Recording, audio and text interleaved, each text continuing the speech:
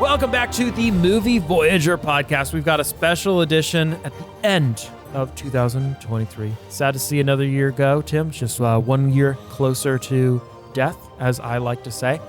Every year for my birthday, which is a sad thought, but that's how I live my life.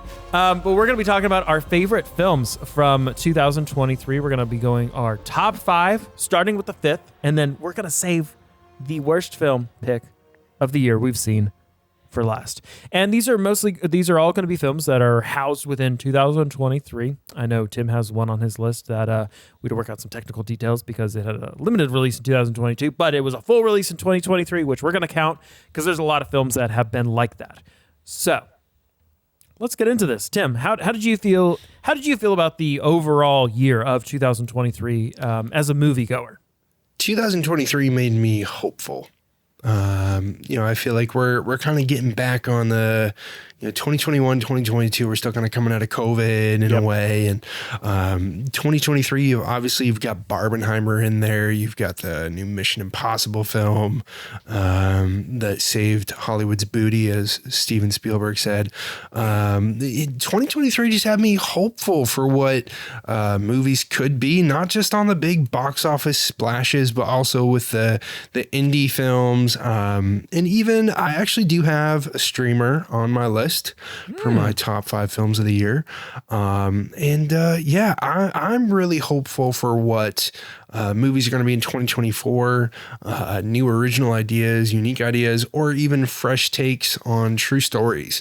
It's a year where we saw a lot of biopics or movies based on true stories. I'm excited for what's ahead. Yeah, for sure. I think 2023 resolved a lot of things, especially with the writer strikes, the actor strike, the directors also getting a new agreement, which is only going to last a few years. I think there's a lot of work to be done in that space, and there's a lot of change that has come in the past couple of years with AI, and a lot of questions about how artists are being treated, and a lot of questions about which studios are merging with which studio, especially with the recent events of Warner Brothers and Discovery, or not Discovery, they're already merged. Warner Brothers, Discovery, but potentially merging with Paramount.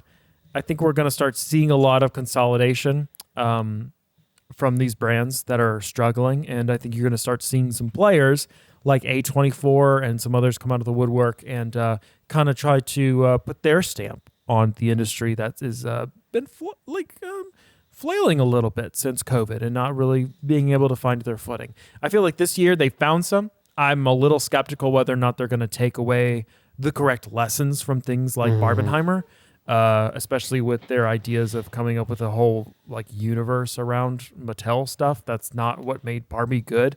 And they're not going to have the same success if they continue to try to do that. So to me, it just feels like a money grab, but hopefully at the end of the day, eventually we can get back to some better storytelling. And as I said in my Zack Snyder film that we did last week, if you want to check that out, called Zack Snyder's Visual Fallacy, I feel like the early 2000s gave a lot of directors and a lot of studios the wrong idea about visuals, and epic visuals, beautiful world renderings essentially being created hollow to audiences because of lack of meaning and depth and storytelling to go along with those visuals.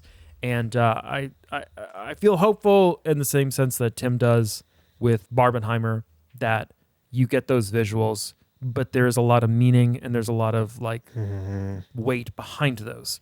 Whether or not the studios understand that is another thing altogether. But as we go forward, I hope we remember the visuals. And it reminds me of a film I saw 2023, which not on my top 5 list, which it could very well have been, but Godzilla -1, not the best visual effects. There were issues because it was a lower budget film, but it did not hamper the story of the film, and it did not ruin my experience with the film. And that should tell you something. And I think a lot of audiences have that already in them. They just don't realize it. That makes sense. So, so 2023, hopeful, skeptical, a lot of craziness again. And hopefully 2024, we're going to have some more films. But I feel like with the strikes and stuff, it's going to be interesting to see kind of how we go. I feel like we're probably like a year away from some stuff. Well, there's good films on the docket, but let's get into our first pick for the number 5 slot. Tim, what was your 5th best movie this year? 5th best movie this year, and this one I argue is a 2023 film. So if you look on Letterboxd, if you look on Google, Wikipedia, they say 2022. I don't know why. So it premiered at Tribeca Film Festival in 2022. Did not get a wide release in theaters, though, until April of 2023. So I'm counting it, which is Ray Romano's directorial debut, Somewhere in Queens. Somewhere in Queens is a comedy of sorts based in, you guessed it, Queens, New York, where Leo and Angela Russo live a simple life in Queens surrounded by their overbearing Italian-American family. Essentially, their son, whose name is Sticks, or nickname is Sticks, finds success on his high school basketball team and starts to look into college. It just navigates typical family drama issues in a really fun and charming way. It just was a movie that made me laugh, made me smile, it hit some emotional points at first, and just, it was such a heartwarming film. I don't think it got a whole lot of attention this year. There's not a whole lot of people that I've talked to that have seen it, which is really too bad because it was definitely earning of my number 5 spot of the 2023 best movies of the year. Nice. I think I remember hearing about that, but I've not seen that. Yeah, highly recommend. And even like where they're an Italian family, really kind of pokes fun at some of the cultural stuff too, which I love. Like, they run out of meatballs at the dinner table, and the girlfriend who's new to the family is like, "Oh, I gotta get some more meatballs." And like, "Oh, you don't know what you done. Now the grandmother's gonna be cooking meatballs for everybody. Now we all gonna have more meatballs." And like, just some really funny situations that I think it took what a lot of people loved about stuff like Everybody Loves Raymond and brought that into a movie context that works really well, to where sometimes you bring TV show ideas into movies and it doesn't work all that well. Yeah. But even Laurie Metcalf, I really love her. She was the mom in Lady Bird, which is what I mainly know her from, but obviously she's had a long running career. Just some really charming performances, and just overall a good time. Sweet. Yeah, that sounds like a fun time. I'll have to go watch that. That's an interesting one for the 5th pick. And I kind of went a little bit opposite of a direction for my 5th best movie of the year. One that I would say, I'll get into it because I think there's going to be people kind of roll their eyes at this. For my 5th best, the Experience, Guardians of the Galaxy Volume 3. Yeah. Good pick. Yeah. So I would say, when I'm looking at this list, I don't know that I necessarily, there's some that I picked that I genuinely think that they are the best films of 2023. But I also think there's a couple that I picked that were my best theater experiences that I really enjoyed the most. Even though I know that there's other movies like Past Lives, I believe, or some others that could probably should take the place of the 5th place of the Guardians of the Galaxy Volume 3. But for this one, it's the end of the trilogy of the Guardians of the Galaxy for the MCU, for those of you who have been living under a rock. And it wraps up this probably one of the better trilogies and running series within Marvel, I would say. And the only Marvel film that actually did well this year in 2023. And I really think it's arguably probably one of the best wrap-ups of a trilogy. They went hard for the end of it with some of the emotion. Yeah. With, having to subject the audience to animal cruelty was just like, really going hard on some of that horror with that. But also still playing into the fun and warm things that you get from the Guardians of the Galaxy in the first place. But at the same time, in the end, because the main character, Peter Quill, loses his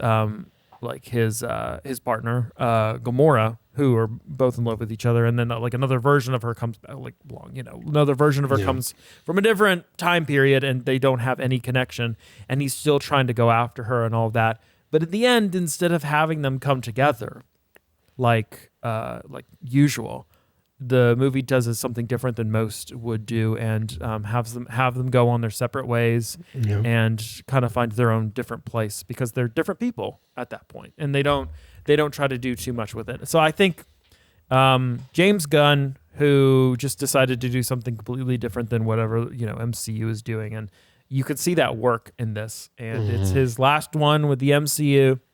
He's off to DC land now, and I just think it's probably like the highest level of emotion human experience with within the MCU, and it's a movie basically about a bunch of aliens and a bunch of misfits.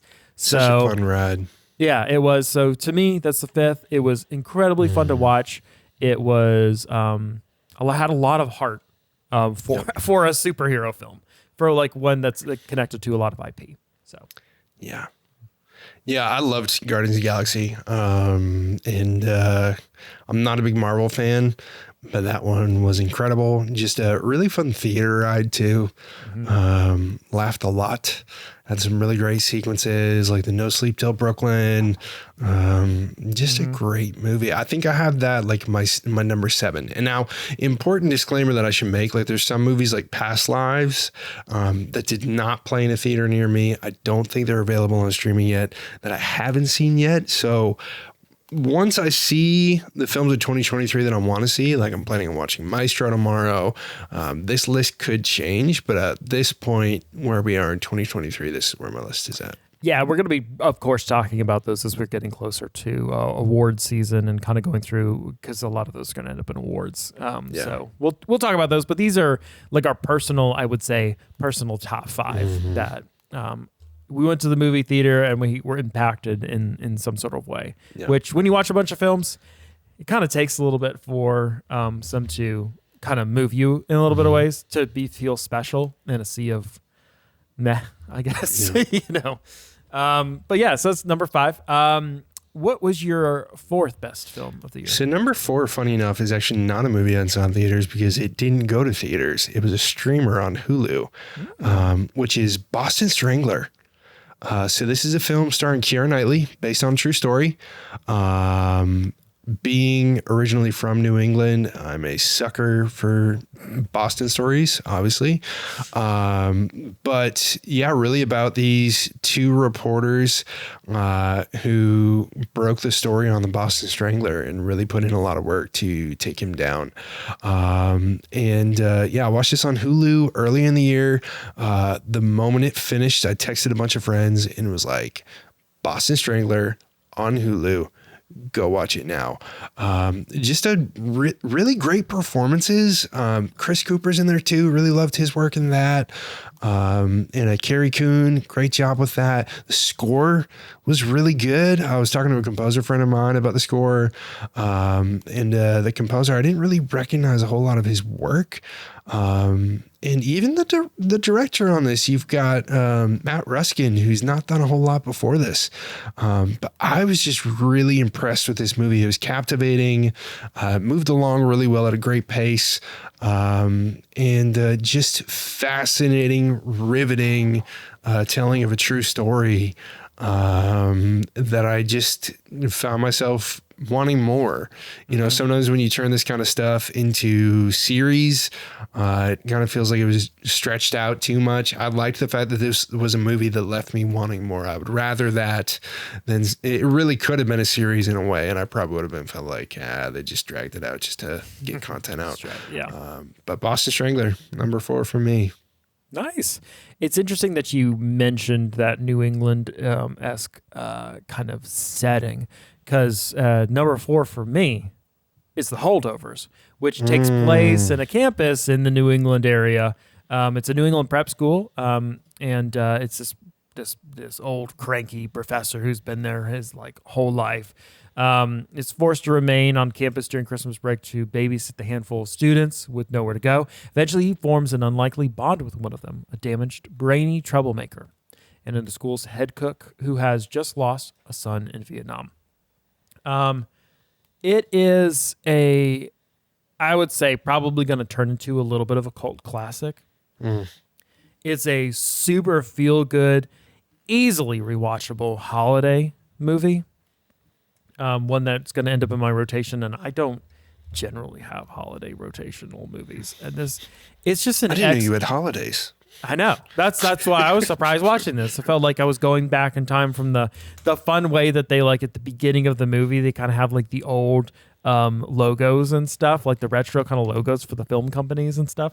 And they even have like the letters and everything moving like it's on film. And it took me a while. I had to actually go look it up afterwards because like, oh man, it looks like this. Like, surely they filmed this on film.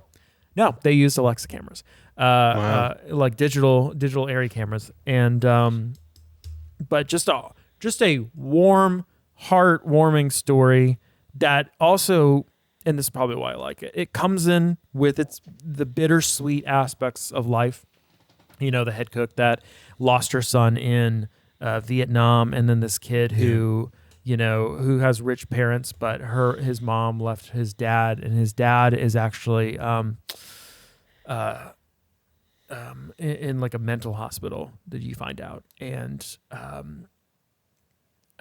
his mom has married some rich guy, and they like basically leave him at Christmas to basically go do their honeymoon, like abandoning him essentially at this place. And the professor has a thing against rich kids, and they kind of come together and bond over this experience and all that. It's just and then at the end, it's the perfect way you should end this kind of film, in a bittersweet way that,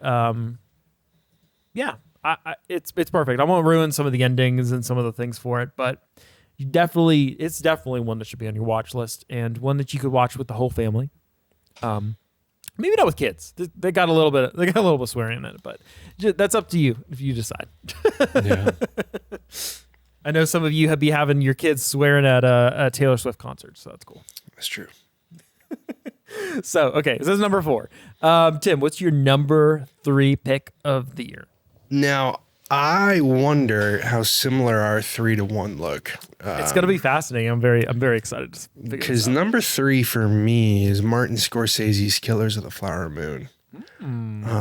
So this was 2023 was a year of important films. This, and then there's another one that we'll talk about. Yeah.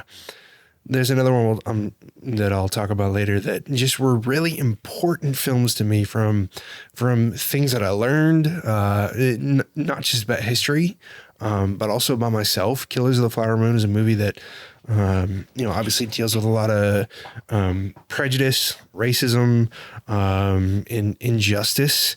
And I think it revealed a lot to me about who I am, and questions about how much I care and what are my privileges, even in the sense that Scorsese himself, being a white man, is the one telling this story and advocating for these stories, and doing so without really fully proper perspective of just how tragic this story is, because there's no way for him to truly be able to comprehend that. But yet he conveys it in such a great way. When you dig into the history of this film, and the things that were done, it's just crazy to me how the Osage people were essentially written out of history. And so Scorsese really gives a voice to those people, gives a voice to these stories in a way that I thought was really tactful and beautiful. Sure, it's a 3.5 hour film, but I was there for all of it. It's not a perfect movie by any means. I definitely had some qualms with it. But I know we'll talk about awards later on. I think this could be a sneaky Best Picture winner. And it's definitely in the conversation. Yeah, I know you and I have some, I thought it was a great film, but I guess I maybe had like a little bit. It's a great film. I don't know if for me, it does the Best Picture, but I understand why it could be sneaky, and we'll definitely get into some of that on that podcast. for me, number 3 coming in kind of goes a little bit towards my animated background, love of animation, and probably not the one Tim's expecting, but Across the Spider-Verse. Yeah, good pick. Yeah. So That's for a really me, good pick. it's I know it's another Marvel one, but to me, it just transcends the all of that crap that has to do with IP and all that stuff. It's visually spectacular. The various uses of animation and styles of animation within it to tell a story is beautiful. And a lot of times, a sequel, you just don't see sequels build upon what the first original ones do and almost take it to another entire level. Now, we could talk about some of the things that kind of takes away from the magic is some of the reports of the overworked artist and some people having to quit because they were pushing them to do things at the last second, which hopefully is a trend that will undo itself here in the near future of our artists being like put under the gun with work and not being able to have enough time to do stuff, but being forced to do it. And supposedly there was a lot of theaters that got like different showings of it because they were still working on it even after they released the film. That's crazy. Yeah, but visually spectacular. The story, great. I just feel like animation sometimes can tell stories in a way that live action just can't. And I think this also shows the vast difference, the chasm, you could say, between like other animation studios like Disney and Pixar. I hate to say it.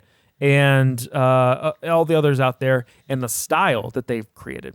They're innovating with the style. They're innovating with how they're telling the stories and kind of getting away from that tacky, like 3D animated look that everyone does and everything looks the same and there's nothing visually interesting about it. And not only that, they also tell a good story and one that's very intriguing. And to me, it should be in the conversation for Best Picture this year. And I know it won't be because they've delegated or relegated animations down to Best Animated Film of the Year, which to me is a travesty because I think animated films are just as much cinema and maybe sometimes even better cinema than something filmed with a camera. So that is my top 3 pick. Hot take. Yeah. Yeah. Yeah. So that's my top 3. So Tim, what's your number 2? Number 2 is a movie that was the most fun I had in theaters all year, which was Barbie. Greta Gerwig's Barbie. Just an absolute fun time. I know some people disagree with the politics of the film. I didn't really get caught up in all that because I think filmmakers say what they want to say and I can have a good time whether I agree with what they're saying or not. It had some spots that felt a little ridiculous. I thought, as much as I like Will Ferrell, some of his stuff felt a little bit like maybe too far with it. But still, just Greta Gerwig is one of my absolute favorites. Everything from Lady Bird to Little Women to this now, and every movie she's made is just masterful. She has such an incredible sense of tone, from every little detail down to the wardrobe, down to the color palette. I mean, everything. There's so many things they did with this film that just made it such an absolute fun ride. Yep. I don't see it necessarily being wildly successful at the box office, but man, it's deserving of so many nominations, not at the box office, at the Academy Awards. Yeah. But it's deserving of so many nominations, rightfully so. And even the soundtrack itself, is excellent. Incredible, and my kids have been jamming out to it. And love Barbie, Barbie made going to the movies fun again. There's a lot of these movies that came out this year, like Killers of the Flower Moon, some of those movies that like are epic and great to watch, but you're not necessarily laughing a whole lot. Barbie was a fantastic ride.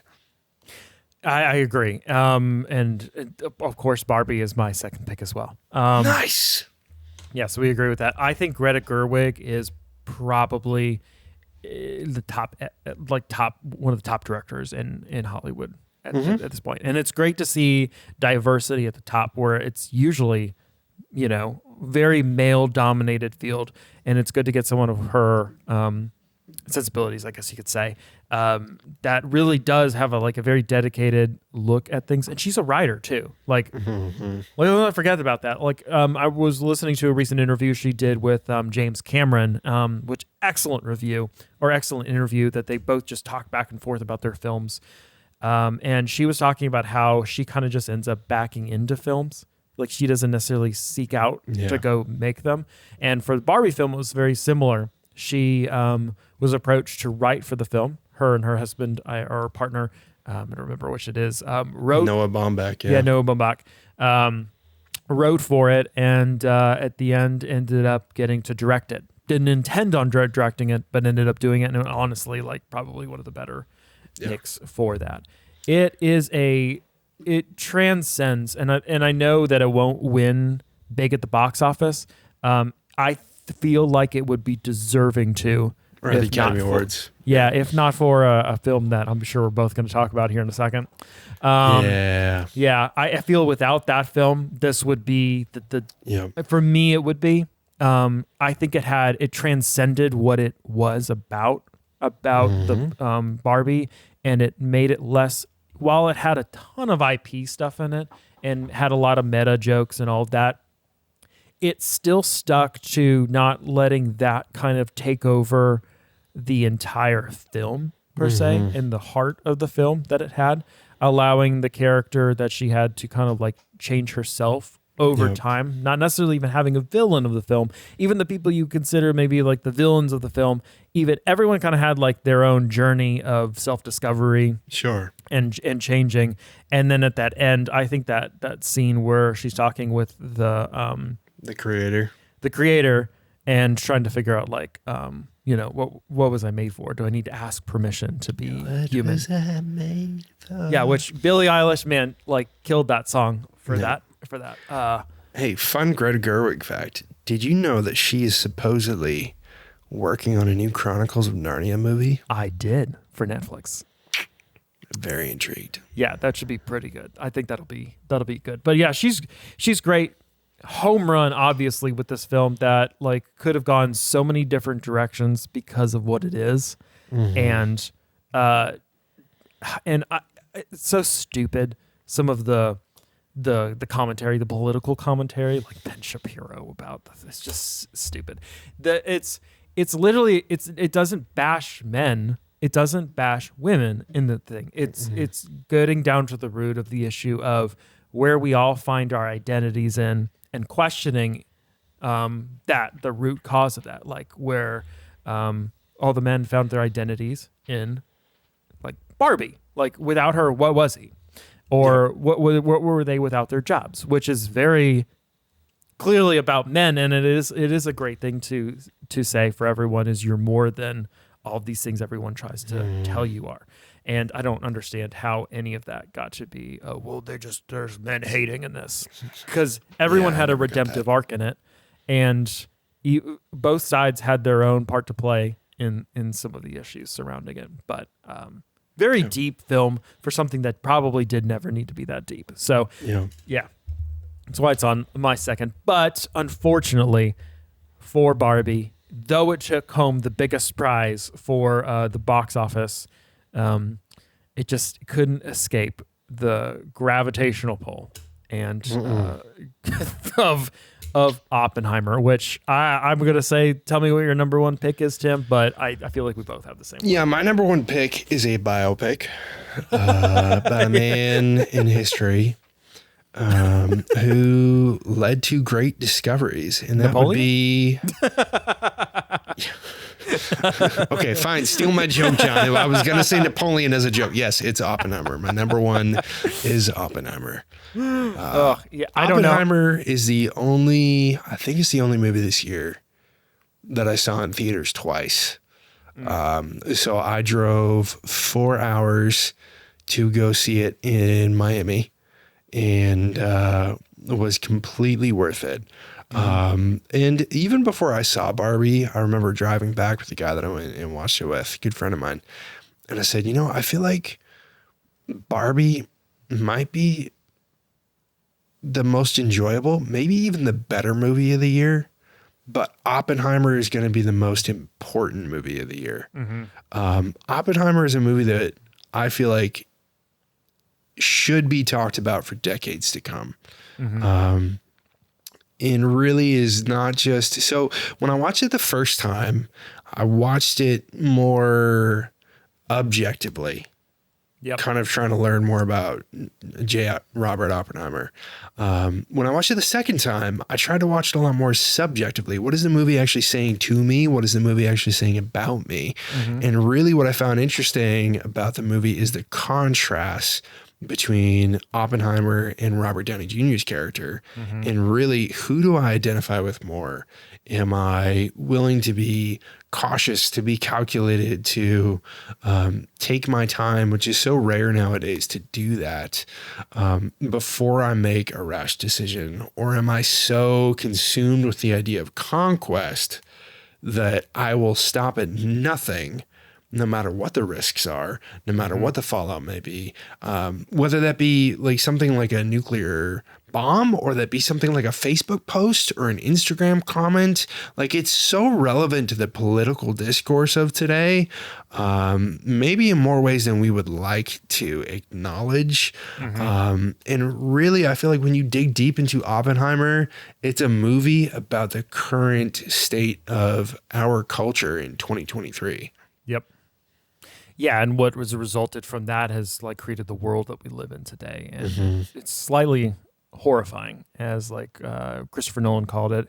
It's almost a horror film in nature. Yeah. It's interesting you mentioned the first viewing. The first viewing, you definitely try to keep up, I would say, with what's going on, just so you can understand it. And I was able to pretty well, for a Christopher Nolan film, understand it the entire way through. Loved it. I think when you do watch it the second time, and this was noted in something I had read and watched, that someone made a great point about it. When you go see a Christopher Nolan film, especially this one, it's more than like, I think he does such a great job at all around production of a film, from the visuals to the storytelling to the sound mixing to that. And I know some people don't love that, but with this, I think it's almost it almost kind of plays into one of the songs and what they say in the early part of the film that I think they almost want you to get with this, when one of the professors says to a younger Oppenheimer, asking him can you hear it? Can you hear the music? Yeah. And cuts into that. And the music for this film, I think it wants you, it is getting into that that don't think, feel it kind of mentality that has kind of a signature style of Christopher Nolan. And I think you can kind of ride that wave through it stylistically to kind of feel it, because I think to fully understand the film, you do have to hear some of those beats that they are doing within the music, and they really help tell the story. From the constant, like when you hear that thing that almost sounds like just drums, like all beating at the same time, and later on you realize that it's people, stamping their feet on that. Man, that was devastating. And it results in that devastating moment where, And I think that's where a lot of people get lost with Nolan, is they try to understand him. And really, Nolan, as much as, okay, it's great if you can understand him, as highly intellectual as he is, actually, when you watch his films, it's more about what's felt than what's understood. Oppenheimer, I feel like, in a way, is a great demonstration of who Nolan, in a way, kind of views himself to be. In that kind of sense, that it is about, can you hear the music? It's not about, can you read the music? Can you hear the music? Yep. Which just beautiful soundtrack. That should, if anything's going to win from that should win sound. Like, it needs to win score of the year. It's just like what they did with it was fascinating, and it pulls together. And I think when you look at the music, it pulls together that both competing things that you have going on it with the beauty of science, the beauty of like discovery and all of this stuff that hits along with war and I guess the industrial like cold heart of American industrial revolution at the same time merging together to hit it. And you have that violin thing matching with that like repetitive pace that they all kind of merge together into this thing that creates that nuclear fission. And yeah, I mean, it's easy to pick Oppenheimer for the number one slot, but there's a reason for it.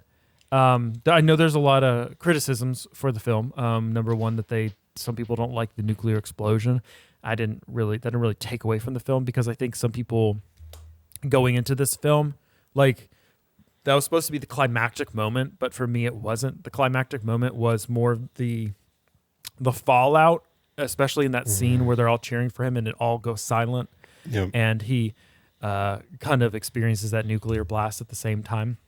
There's also criticisms of this film from not showing the point of view of the Japanese and what they went through, which I get it. I get some of the arguments, but within the scope of what this movie was, which was specifically about Oppenheimer, you're supposed to like experience it through him and kind of see some of the horrors of that, and you're not supposed to experience it from that. So while I get it, like there's horrors in it, there are some things with like showing the genius white man and the sad genius white man and the things he's done while these people have died over there, and not kind of giving them credit, or so even some of the surrounding people near Los Alamos with that got cancer and stuff from the nuclear fallout. But I think yes, but I think this was an important film, like you said, because it shows us the dangers of what opening Pandora's box and even going into the future of things like AI and things like that we just want to open and we want to keep progressing, but we're not thinking about the cost that comes along with it. Yeah. And while it's like, it's so cool for some of these things and technological advances and science and all this stuff, there's a dark side that comes along with that always seems to match it. And it's a cautionary tale, and yeah, it's a haunting film, haunting score, and it should win its lion's share amount of awards for it. Cillian Murphy needs to win. Could even see Best Supporting Actor too. Yeah, with Robert Downey Jr. I'm not sure that will happen as much because I think there's some others, but I think so. And if Oppenheimer wasn't around, I might say the Holdovers. What's his name? Would Paul Giamatti? Yeah, he'd be my pick for it. But yeah, it's a monumental film, and I mean, of course, like making $1 billion at the box office for a biopic that's 3 hours and it's really like a courtroom drama. That is just that tells you something. It transcended what it was, and really probably one of Nolan's finest works. It's gonna be interesting to see what he can do next because but yeah, so that's my number one pick. Kind of funny we ended up on the same at the end, which I kind of figured we would. Barbenheimer. Now we get to my favorite part of this. All right, Tim. What is the worst movie you saw in 2023? Wish I could never have seen Little Mermaid. Little Mermaid. Little Mermaid. Yep. Like, no disrespect to those who enjoyed it. Think it did a lot of great things. My wife and my daughter very much enjoyed it. My goodness, that movie sucked. Visual effects, performances. Do you think the visual effects is what like killed it for you though? Well, I mean, I would say if the story was better, there was some like corny things happening in that film. Yeah. It wasn't even. But yeah, I mean, the visual effects pull me out of it. You have opportunity to go underwater to this majestic kingdom, and the kingdom looks like trash. Like just it looked nothing dead. about it looked attractive. I was like, no wonder she wants to go to the surface to live. And then we kind of come above water for a while, and that was a little better there. But even I don't know. It's just not. It's not my cup of tea. What about that But famous rock slide scene? The what? You remember where she's like singing? Oh yeah, sliding down the rock. And then she just like Yeah. like randomly like slowly slides up the rock. The Scuttlebutt song is the single worst thing I've seen in movies all year. Like, yeah. And now I'm probably gonna have it stuck in my head as I go to sleep tonight, and I will have nightmares. It's not anything that needed to happen. Yeah, and I think the worst thing for that was for me was like the beginning of the movie actually had some like sick ocean shots. It did. And then it transitioned to like just the terribly rendered water, and it just like it was bad. It like immediately was like, oh, okay, here we go. Like, look, I thought it was worse than 80 for Brady, and that's saying something. Yeah, see, 80 for Brady was down on my list, but my worst, and this comes below Ant-Man and the Wasp. Wow, that was bad. Was Haunted Mansion. Wow. Did you see Haunted Mansion this year? I did not see Haunted Mansion. Yeah, it was. And now I don't know if I ever will. I cannot say that I've ever been bored seeing a movie. I can in general, like for the most part, like I can, even if it's a bad movie, like, yeah, I can enjoy it, but I can be like, man, yeah, I'm never going to watch this again. Or this is just awful. But at least there's some enjoyment in it. This was so bad. I don't know why, because I really liked the beginning because it had a very New Orleans vibe to it. And it's based on Disney's Haunted Mansion, of course, the ride. And Eddie Murphy did that one back in the day. Mm-hmm. That was kind of fun. That had a little bit more joy, a little bit more fun to this. This one was just nothing fun about it, in my opinion. It just kind of a slog, and I don't know exactly why. But it just kind of didn't take any of the fun elements it had going for it and doing anything with it, and it just made it not fun and pretty bored. I don't know. I mean, my mom liked the movie a lot, but she also likes the ride. I've never been this bored at watching a film before. I'm reading this review on Letterboxd from Houston Coley, who is a semi-popular Letterboxd reviewer who I follow. He says, for about 60% of this, I was convinced I was watching one of the most god-awful pieces of media that's been released this year. But the other 40% successfully persuaded me into being like, hey, maybe it's all right. The other 40% is 100% Lakeith Stanfield giving his everything to a movie that doesn't deserve him. Yeah, Lakeith Stanfield is probably the only good aspect of it. I mean, it's weird because you had Owen Wilson, Danny DeVito, Rosario Dawson. Yeah, like some good stuff. But man, like I agree with some of the things that it was really just a story that like was to publicize a Disney ride, and it really was. There's like no central themes to it. It just kind of like DeVito's in this and Jared Leto. What a combo! Yeah, it just kind of happened, and I don't and I agree. A lot of like biggest studs of the year. Oddly enough, audience score 84%, which makes sense because there's a lot of Disney fanatics. Critic score 37%.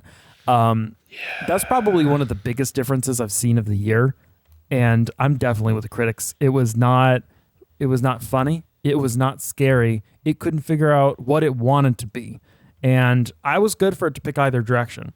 With these kind of horror films, you either need to go fully towards comedy, and it needs to have a lot of comedic reaction to it, or you need to be scary and have enough tension. There was none of it. It was just, I mean, the cast probably the best part of it, but just the storyline was just so, blech. Yeah. So that was my worst one of the year. Maybe a little bit of surprise over some other films like 80 for Brady. But I mean, 80 for Brady, like, I don't know if you could count that as like, it's down there at the bottom, but I don't think you could say it's like the worst film, because at least it's like it's a semi weird fun ride, I guess. Yeah. But now, if I could give a couple shout outs to some movies y'all should definitely go see from 2023 that were in my top 10, that were in my top 5. The Deepest Breath was a phenomenal documentary that I saw on Netflix. Highly recommend that one. That was number 6 for me. Almost made my top 5. Man. And then Julia Louis-Dreyfus's You Hurt My Feelings. It's also another great indie film, similar to Somewhere in Queens that I mentioned earlier. I don't think that's yet. Looks like you can rent it on Apple TV, but a couple of honorable mentions there. Yeah, and some of mine too that if you want to go watch, I would say are my top 10. Dungeons and Dragons did not do well at the box office, but great, fun film. I enjoyed it. It was well done, and I think it would have done better at a different time release. The Boy and the Heron. It's a great one. Godzilla -1, great one. Probably my favorite horror film of the year is Evil Dead Rise. I really enjoyed that one with the sound design. If you kind of like that kind of thing. And I'm trying to think of anything else that I think that's about it. As far as recommendations. Yeah. So cool. 2023 is in the books. Kind of sad, kind of predictable. It's sad that this list would have been completely different if Dune 2 had released, because depending on how good Dune 2 is going to be, it might have upset. Not depending on. We know how good it's going to be. It looks great. I know they just released a new trailer for it recently. I'm really looking forward to it March 1st. Honestly, that's probably going to be a big movie next year. I'm trying to think of any others that that I can think of off the top of my head that are going to be that big. This year? Gotten moved. 2024. Yeah, for 2024. Yeah. Yeah. I mean, Avatar got moved to 2025. A lot of these have kind of gotten moved out. So Dune 2, right off the bat, it's a great way to start the year early off. Oh, Kingdom of the Planet of the Apes. That'll be good. Supposedly that's at 300 years. Inside Out 2. A Quiet Place Day 1. Argyle. Actually looks kind of funny to me. It does, but it also looks like it could be bad. Like Also it's either that. going to... Yeah, I kind of feel like I might be a dud. Quiet Place, are you kind of tired of Quiet Place? No, not yet. I feel like the first one was good and they could have ended on that and I would have been happy. Yeah. But that's also me. Yeah, apparently we got a Garfield movie coming out this year. Yes, and guess who's voice acting that? Bill Murray? Who voice acted Mario? Chris Pratt. Wow. Yeah. I mean, I love me some Chris Pratt, but I think maybe we're giving him a little too much. Well, that's it for 2023. Thanks for listening to this podcast this year, guys. Have fun with your families. Have a great New Year's. And definitely subscribe if you're on YouTube. And if you're not on YouTube, give us a little power ranking on Spotify or whatever. Move us up the podcast rankings, as they say. And we'll see you guys next year.